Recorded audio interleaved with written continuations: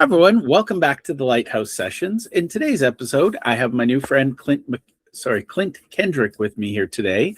I almost made you Scottish and added a Mick. Sorry, Klint. Klint, why don't you tell the audience a little bit about who you are, what you do, and then we'll jump into the strange conversation we're about to have. Great, Jeff. Well, so you're not too far off from history. As I've done my genealogy, there was a Mick on my last name for a while. It got dropped a couple hundred years ago. So you're just being historical, not inaccurate. Hey, yay me. Yeah. So it is Klint Kendrick. Jeff, I've worked in this field of mergers and acquisitions for about the last 15 years, primarily in the human capital space. And I've primarily worked for large serial acquirers, companies like Walmart, SC Johnson, Boeing, Oracle. And then I've also done some advisory work supporting smaller companies that are looking to either buy or sell their businesses. But primarily, I help HR people who are embedded in these companies either buy or sell in a way that sustains value through the people and doing right by the people that are affected by these deals. Whether those are the people that are the sort of rank and file employees or the founders of these businesses who are trying to navigate this new terrain. I love it. Now, you've probably seen a few deals close, and I'm sure you've got some horror stories and some Cinderella stories. Let's start with not per se a horror story, but what are some of the things you're seeing? Let's talk about the founders, because they're the people that are going to be watching this. If we have big institutional buyers watching, I'm shocked, but I'll welcome them. But what are the things you're seeing that shock or disappoint or distract a founder as they're going through this mergers and acquisition process? Sure. So as I think about the M&A process, Jeff, I think about it a lot like the process of buying or selling a home. And so for a founder who is selling their business, there's the stage that we pay the most attention to. That's the selling of the business. And the due diligence process, the marketing process, all of that front end gets a ton of attention as you go through it. And it is important, right? That's where your business gets evaluated and valuated. It is the part of the process where founders experience just this immense amount of stress to bring everything that they know about the business to the table. And usually the goal through that process is to get to the close of the sale, right? So you get that wire, you get that check, and in some cases you're then done. And what I don't see a lot of founders paying attention to is, okay, what's next? If it's a clean exit, are you actually okay with that? Like, what's going to happen to you next? What are you going to do next? Are you going to go start a new business? Are you going to go start a small, colony on the private island you've bought with the millions that you've made? Or are you being asked to stick around with the buyer for a while and continue the business for a bit?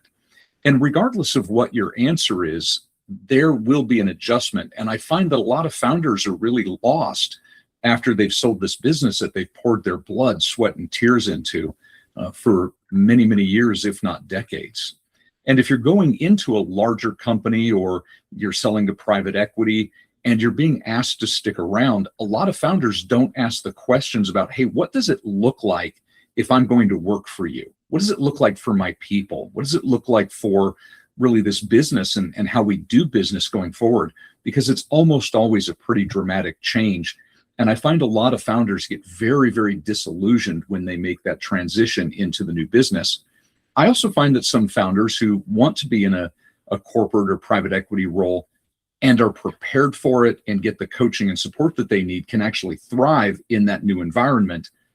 But it often happens because they're prepared, as opposed to the founders that really struggle, who really don't think beyond the close of the transaction. I love it. Now, I'm fascinated because I think a lot of people are still in that mindset. And I meet a lot of brokers, which are sort of the low end of the M&A spectrum.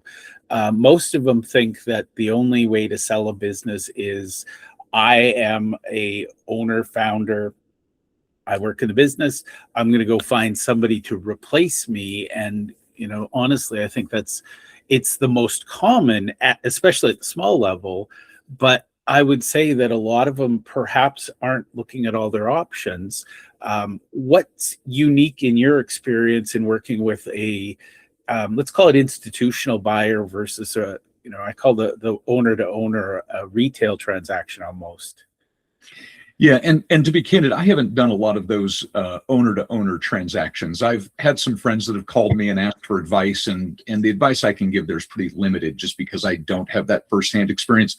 I usually refer them off to somebody in my network. But if a large institutional buyer is doing the purchase, I think it helps to think about it as a two-step process, right? What does it take to get to the sale of the business? And that's a lot of conversations with accountants and attorneys. And then what does it take to do whatever it is that comes next? And often large organizations like the ones that I've worked for would like the founder to join for at least a certain period of time to help stabilize the business through the transaction, or excuse me, the transition after the transaction. And there's a lot of different ways that can look. Some organizations will bring that founder on as a consultant. And so they'll be either on a retainer or some kind of hourly rate to help guide the business and the employees through that process. Or perhaps they'll become a full-time employee. And it comes with a lot of differences. So I talked to one founder about a year ago who was like, "Hey, Clint, when I ran this business, when I was the owner, I could go make multi-million-dollar investments. And now that I'm working for a large company, I can't write a $50 check without 7 layers of approval." And so that's a huge difference, right? I can't fire the people that are underperforming. I can't go hire the people that I know can help bring this part of the business to the next level. So decision rights have been absolutely decimated. And to be really honest with you, most large companies do not do a great job of bringing those founders along. It's been my doctorate's in organizational leadership, so I think a lot about the way that leaders are engaged with and operate in this space. And the organizations I've been with, I've introduced that thinking or helped to up-level that thinking about how do we treat founders and other leaders coming across, because we know it makes a difference for that founder. It makes a difference for their employees. It makes a difference for the profitability of that business unit once it comes in. But most organizations aren't thinking about that. And I think most founders aren't thinking about that. I love that. And I think that's, a lot of founders, they don't recognize how freely they've run their businesses. They have a lot of free range. And I've seen many a founder who couldn't handle the corporate yoke being placed upon them. And they ended up, I saw one, he walked away from a $3 million earnout because he just couldn't handle the corporate world. Yeah, I a few many years ago saw a founder who he had more money than he knew what to do with. He walked away from $1 million retention bonus 10 days before it was going to be paid because he just had enough, and that was his way of giving the middle finger. Now, Jeff, if anybody out there is 10 days away from $1 million payout, I would be happy to take that money from them if they'll just stay the extra 10 days. And look, I'll just give it to charity on your behalf. Stick it out. That's a lot of money to turn down. Well, to get that close to the finish line, I mean, clearly it was toxic. So let's pivot slightly and talk about the successes you're seeing. So what are the most successful founders doing? Because one of the things I know for a fact is when a founder is selling their business, they put their blood, sweat, and tears into it. It's one of their children, and it means a lot to them. How can they make sure that child, I interviewed somebody who likened it to the child goes off to college. How can we make sure that business is set up to succeed before even the HR people come in and start, assessing who stays and who goes? Yeah. It's a tricky question because at some level you've sold your business, right? You are no longer the owner. And so I think you have to accept that you have moved from a position of authority to a position where you need to use your influencing skills. And those are very, very different kinds of skills. So the founders that I see be most successful at this understand that transition from authority to influence. They often get an executive coach. Now, sometimes the buyer will help pay for that coach. Sometimes that's something the founder goes out and does on their own. But somebody who understands how these large corporates work, if the founder has never thrived in that environment. And there's a difference between having worked in that environment and having thrived in that environment, right? So those that have thrived in that environment may not need the coaching, but if you've not really thrived in a corporate environment, getting that outside perspective to help with the development can make a huge difference.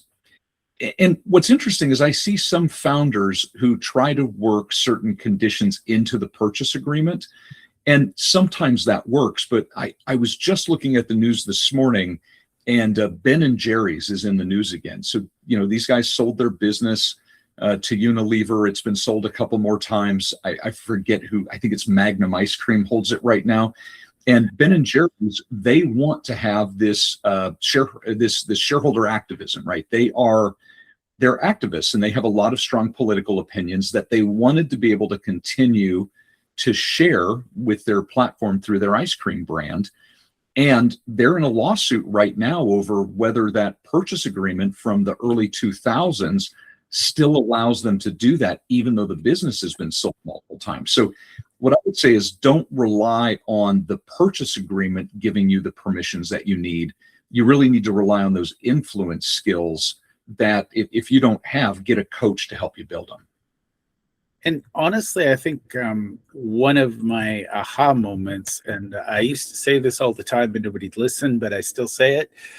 If you're an owner going through a transition, and honestly, if you're the buyer bringing in an owner through a transition, it makes sense to me to make having coaching part of the deal, because the thing that successfully got you to the point where your business is ready to sell, you've just sold the thing that your skills required.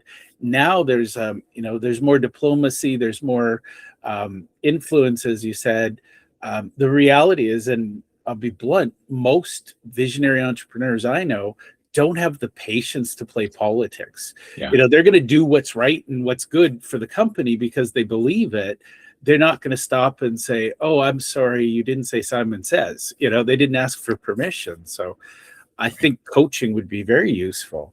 Yeah, absolutely. There are three people that I believe that every founder who moves into a large, I'll use the term institutional buyer, should have in their orbit.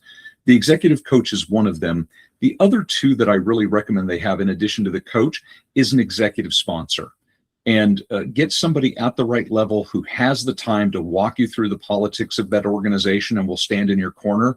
And then the third is an executive assistant or an office assistant, whatever that title is, basically a chief of staff. And if there was a person that was supporting that founder as they were running their own business, you need to evaluate whether or not that's the right person. Because one of the great things that I've seen people do is share an executive assistant with another senior executive at that buying company, because that EA often holds a lot of very, very powerful relationships and can help that executive navigate the landscape in a way that the coach may not, because they're an external voice, and the sponsor, the executive mentor, executive sponsor may not be able to navigate because they simply don't have time. So that trifecta of the executive coach, executive sponsor or mentor, and the executive assistant really helps propel those founders who want to make a difference at these large organizations move through it more successfully. I love it. And I've actually seen some organizations, I can't remember the title. I heard it once and I'm like, I love it. But it was basically, they were the integration key role. And their job was, and I think that if you think about it from an institutional level, you're buying an asset that you want to continue producing. And if for some reason you're locking in the owner because you think they're critical to that, you need to recognize that you can't put them in your little org chart and have them happily saluting up the chain. Yeah, absolutely. So there's often a group called the Integration Management Office. It's often called the IMO. very similar to a project management office or a PMO in many organizations. What I would say, Jeff, is that IMO is very, very important for the first 90 days or so. Their job is usually running through a project checklist to make sure that your accounting systems switch over, your IT systems switch over, your payroll switches over, right? They tend to be much more focused on that first 3 months of transition, and very, very important people during that time. Once that 90 days ends, the influence of that integration manager usually diminishes quite a lot. And that integration manager has often moved on to go do something else. And so they're not as politically attached to the business unit that founder is going to go into as the other 3 folks that I've mentioned. So very important relationship, but it's also a short-term relationship. I love it. And I think it's, again, you're investing. Why wouldn't you do everything possible to make that investment pay off? It's, I've seen some private equity firms where they actually, in their math, they plan that 90% are going to fail and 10% will go off and be the unicorn. I feel like it would just make sense to nurture all of them and give them a chance, because otherwise, why are you investing in them? Yeah. Yeah, well, I could give a lot of opinions on things that most acquirers do wrong that lead to the 66% failure rate that we see in M&A. So we know that roughly 2/3 of M&As do not meet their financial objectives. And in fact, I'm working right now with another individual on this concept of integration debt. So what is it that we don't do in integration that creates debt? Or alternatively, to your point about the unicorns, what is it that gives about 10% of these acquisitions what I call alpha, that oversized return above the model? So, and if you're doing the math, like I'm sure a lot of your folks are, right? So you've got a 65% failure rate, a 10% alpha rate. That 25% in the middle are the deals that go on target. So that is a pretty dramatic increase from what we were seeing when I started doing this work about 15 years ago, where we were seeing roughly 80% of deals fail. So we have had a swing of a pretty significant swing with a lowering of that failure rate. Now, if 2/3 of the time I stepped onto an airplane, it didn't take off, I still wouldn't be stepping onto an airplane. But we know that it's getting better, and I think it's getting better, Jeff, because people are starting to pay attention to the founder experience, to the culture of the company coming in, and are making smarter decisions about, how we integrate people. And we're no longer making general assumptions that people are coin operated, right? We throw enough money at people and they do what we want them to do. So I think we're getting smarter about how we do M&A, but obviously there's still a long way to go. I love it. And for what it's worth, I liken it to the organ grinder's monkey. And I know that's not a nice visual anymore, but you put a quarter in us, we do not dance. Yeah. Yeah. It's no matter how hard you pull that leash on us, we will resist. Yeah, it fascinates me, because I think that's the fundamental weakest link in a corporate buyout, is how the founder is treated. Because we're also, our ego built that thing, and all of a sudden, I've seen people where, in one case, the guy was in his 70s, and a 30-something-year-old manager came in and started barking orders at him and saying, I'm your superior. And that didn't end well for the young manager. Yeah. Yeah. Somebody needed their own coach in that circumstance, it sounds like. Yes. So let's talk about the work you do. So you actually work with the HR team of the acquirer. Is that correct? Yes. So usually where I get pulled into a deal is at the point where we're starting to look at target companies. So I tend to work for larger acquirers. I go in and I help build their HR M&A practices. So I think it's very important to have somebody looking at the human capital side of things before you get to the letter of intent stage. So as you're going in and looking at that company, taking a really quick look at the culture, at the leaders, at least at a surface level. And there's a lot of information we can find on the internet these days about a lot of companies, a lot of people. I'm a big fan of doing, searches of the interviews that are out there. A lot of founders will go out and talk about their company, about their product. So I look at those, I evaluate them, I look at whether or not this person will integrate smoothly into the culture or not. And of course, this is a preliminary guess, right? We're just making some broad assumptions. We get to know them quite a bit more through the due diligence process. And I lead the human capital side of that. So it's an assessment, Jeff, of not just the financial impacts of payroll and workforce changes and benefits changes, though those are certainly important factors, but also how do we help this team transition from the way that they were doing business to the way that they will be doing business when we change ownership, and then making recommendations about the way that we do that transition. Now, a lot of the time, what happens, Jeff, is we'll get to a certain point and we'll say, hey, these cultures are different enough that we don't want to pull them completely into the mothership. We want to leave them be.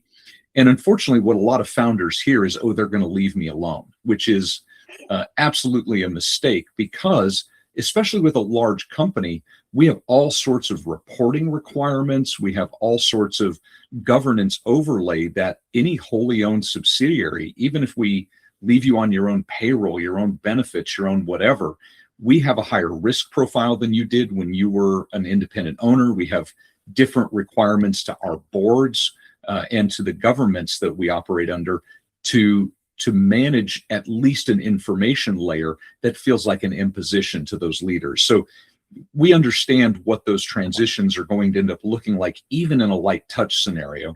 And most corporations don't buy for light touch, right? They buy because they see something in your company that they want to make bigger, that they want to scale, that fills in a piece of product white space or has some other capability or capacity that this giant organization doesn't have. And that's going to require some changes to the way that that business operates. And I don't think that we as corporate America do a great job of explaining to founders that there are likely to be some changes. And I think we could do a better job of coordinating with those founders, because they're smart people, on how those changes get made.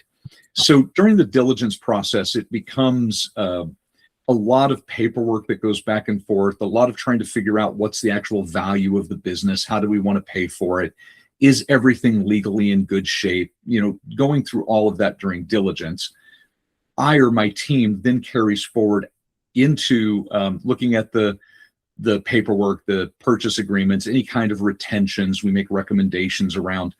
Once the deal is locked, then I say the real work begins, because all of that is the pregame, right? The real game happens after ownership changes, and then you're starting to make changes to that business, whether they're big changes or small changes, and helping bring the people along, including the founders, to make those changes into reality. And there's a whole lot of culture work that goes into that. I wrote a book on how to do cultural integration in M&A. I also wrote a book on how to do the HR due diligence process. So I've got some ideas about how this can work and can work well. But at the end of the day, it's work, and it really needs to be looked at as work that drives the value in this business. And for the founder of the business coming over, I think their ideas about how to make the business work in the future and using those influence skills that we've talked about will really help them to be happier under new ownership, will help that business unit continue to thrive and grow. And so, Jeff, you talked about it like your kid going off to college. If you think about it for a minute, like those business units that shut down because they don't integrate well, you think about that like your kid dropping out of college, right? Sometimes that's the right choice. Sometimes college isn't right for that kid. I've got one of those myself where college wasn't right for him. But there's also something really special about watching your kid graduate from college. And sometimes that takes dad or mom really stepping in and helping that kid make some different choices than they were going to make that would lead to that dropout path. So I've probably tortured that analogy enough, but that's all to say that if a founder can stay involved and use those influence skills, just like you would influence your college age kid, you can help that business be more successful and thrive. I love it. And for what it's worth, there's also the doomsday scenario where that kid drops out of college and ends up homeless on the street Yeah. because mom and dad didn't pay enough attention.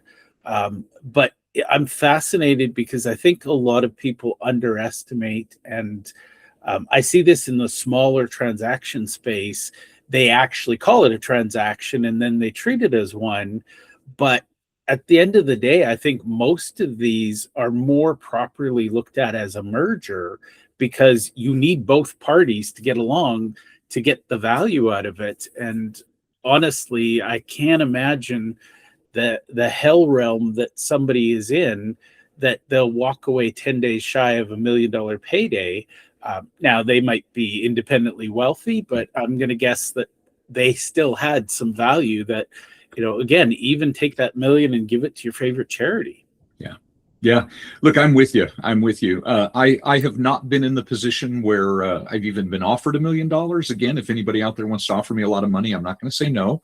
Or at least I'll strongly consider it. Maybe that's the better thing to say. But you're right. I mean, that is a lot of money to turn away from, even if you already have a lot of money. Well, and the fascinating thing, so what I've seen on the worst case scenario, and again, this is not every deal, it's just the worst case scenario. By the end, everybody's hiding behind a lawyer. It is uglier than a divorce. And it doesn't have to be. If you plan ahead and you have some strategies, you can look at it and say, okay, what's my out clause? What will I do? What won't I do? I think, honestly, and this sounds weird on a business podcast, but if we just got better at communicating, we could save all that money that goes to the lawyers. And, I'm not a fan of lawyers, so if I could let them starve a little, I'd be happy. But they get very fat and well fed when your kid drops out of college, so to speak. Yeah. I absolutely appreciate the lawyers that I know in my ecosystem, but I know some great attorneys. And so they're definitely not all created equal. I also know some that would stack up billable hours given the chance. What I would say there, Jeff, is that you're absolutely right. Communication is key. And when I think about the process that you're discussing, I think a lot about the earnouts, holdbacks, or other types of deferred consideration that often go into these deals. So, they're often used as a way to bridge valuation gaps between the buyer and seller and their perceptions of what the company is worth. And so there is a big challenge with a lot of founders who will negotiate based on the performance of the business after it's been acquired. We'll sometimes joke in-house about, we'll see the, I'll call it the pitch deck for now, right? We'll see the pitch deck. And there's what we call the hockey stick, right? So there's this revenue projection that's been flat for the past decade, but this is the year that it's going to skyrocket. And I believe that most founders are very well intentioned, right? They think they figured out the thing that's going to drive this business's value, and so they think that it's worth more than the buyer thinks that it is. So they'll get into an earnout or a holdback or some other mechanism to defer consideration on the deal and have some additional upside. What they don't often think through is what are the metrics that's going to make that upside.